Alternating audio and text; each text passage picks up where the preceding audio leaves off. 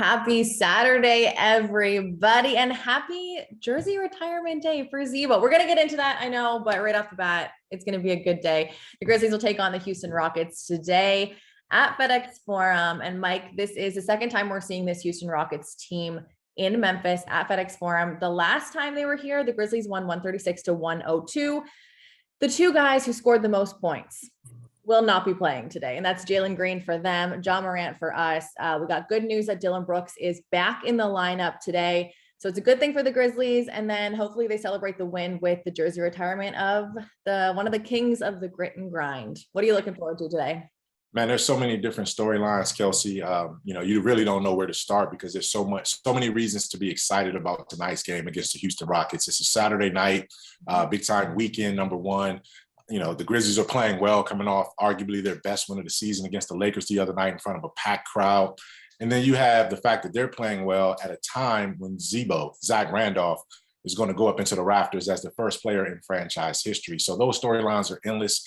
So we'll get to Zach in a second. But the thing about this game is key. The Houston Rockets came in to last night's home loss to the Milwaukee Bucks as the hottest team in the league. They had won 7 straight games. So this wasn't the same Rockets team that we faced, 3 weeks ago.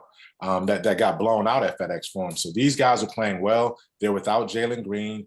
They're without Porter, and it's Kevin Porter. He's been out the last 3 games. So even without those two dynamic guys, they still have found a way to get points on the board, to get up and down, and to find success. So the Grizzlies cannot take this game tonight for granted under no circumstances. They're going to be shorthanded to a certain degree too. Great that Dillon's back.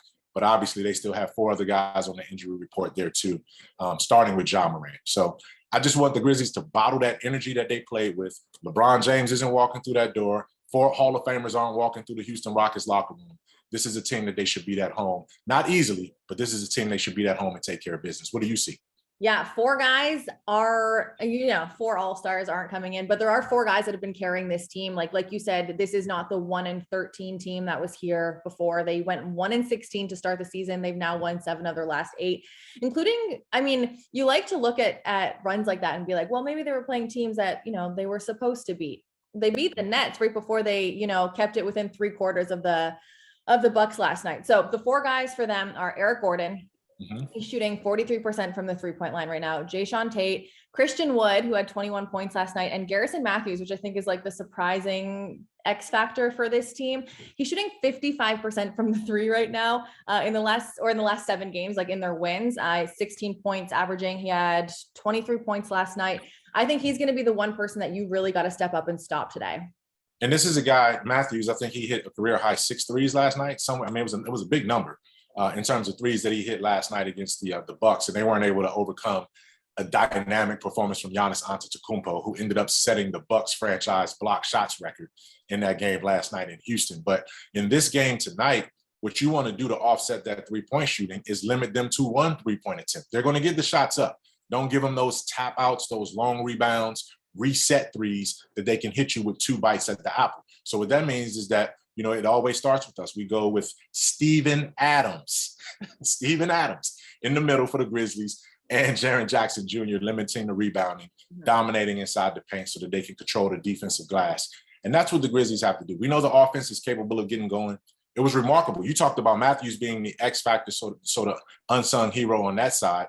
I want to see if Taylor Jenkins will roll out a couple of other guys like he did the other night, including Jarrett Culver. I want to see if Jarrett Culver can come out with a dynamic double-figure game as one of those subs off the bench that we really hadn't seen a lot from.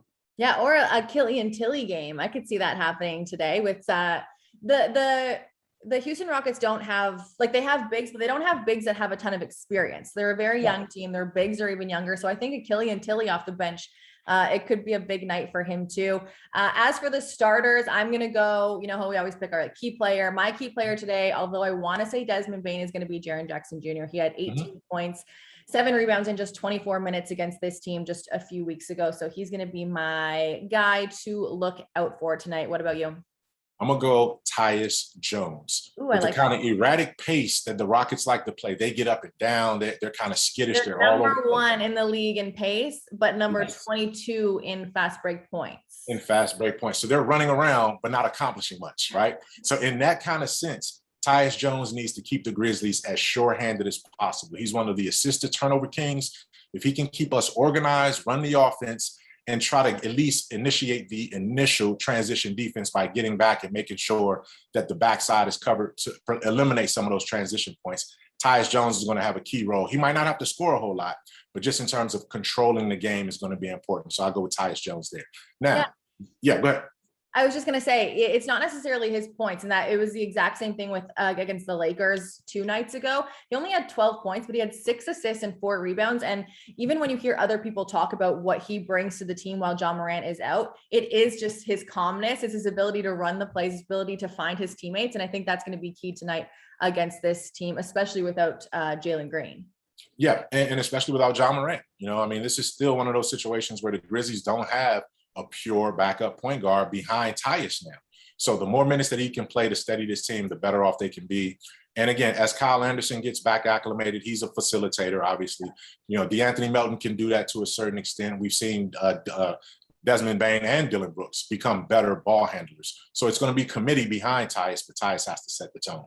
So when you talk about setting the tone, the last game that Dillon Brooks played, because that was before the Lakers game, because he was out with health and safety, he tied a career high in assists. So we'll see if he can carry that over to. Was it 6? I think he has 6, right? Or was it 8? He was up there. I think it was 8. It was 8 assists, yes. And he felt really good about that. And it's not just that Dillon Brooks is giving up the basketball and moving the ball, but he's actually finding guys in their sweet spots. He's finding guys that are in the opportunities in the opportunity zone where they can score right away after catching. So he's really worked on that part of his game, and he's put the complete package together. Man, I'm proud of Dillon Brooks. I've said that from day one since he got here.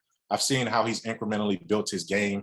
And yes, he has that edge, but I think that defines what he is as a player and who he is as a person. And I love everything about what Dillon brings to the table. There we go. And we'll get to see him back on the court tonight. The game tips off at 7 p.m. And if you are here at FedExForum, you can get your tickets at 901-888-HOOP. If you're watching on TV at Bally Sports Southeast, right after the game is when they are going to put number 50 up into the rafters. Mike, really quickly, what should people expect to see when, it comes to retiring Zebo's number tonight? The big fella has promised that he's going to shed a tear, and he talked about it yesterday on the Chris Vernon show. He said, listen, man, I have no shame in crying because I know how much this means to me. I know how much I mean to the city and what Zach Randolph is as a person, paying electric bills to keep, utilities going in the winter for so many residents, providing pandemic relief during COVID-19, when it comes to Shelby County schools. I mean, he's able to operate whether it's Orange Mound or Arlington. He can go in either one of those communities across this city and resonate and have an impact. So we know who he is as a player, but it's what he does as a person that really sticks out. I'm looking forward to it, wrapping your arms around that big fella, and he's going to wrap his arms around this community and this city too. 50's going up to the Raptors because it's 50 for the city. I can't wait.